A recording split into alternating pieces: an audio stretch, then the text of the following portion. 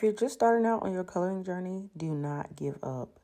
This is my first real tutorial of something that I basically made up on my own. If you want to achieve this, keep watching. You want to start with colors that are basically transparent, almost non-existent. This blue-gray is one of my favorite blues/grays.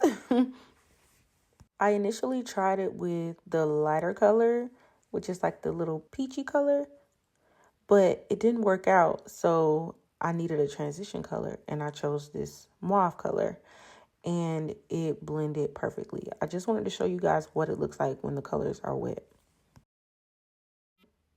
When you do this, you have to make sure that the colors are always wet.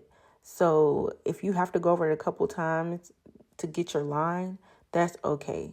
But immediately go in with your second color, which in my case was the mauve color.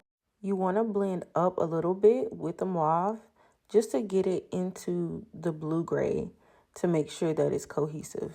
Then you're going to go in with your lighter color and you're going to make sure that you're going pretty fast because you don't want the colors to dry. You want to make sure that you keep your line wet.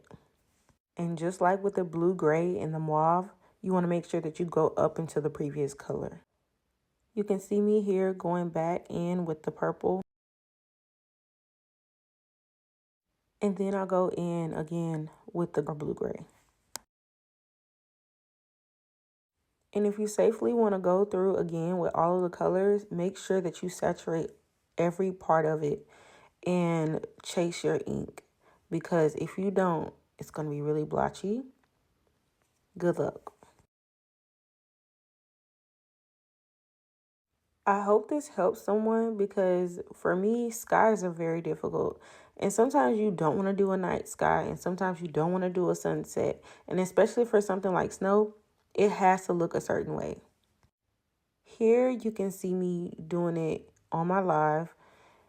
It was very hard at first because there was no place to stop. As you know, we have to chase the ink, right?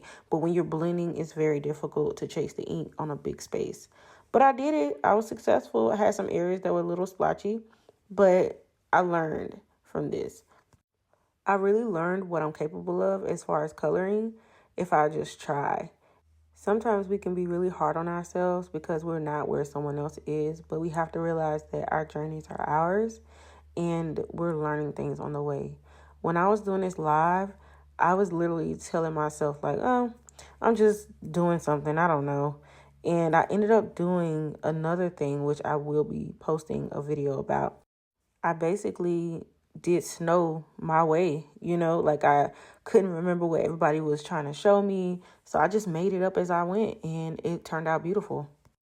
So again, don't give up, just keep trying and you'll get there.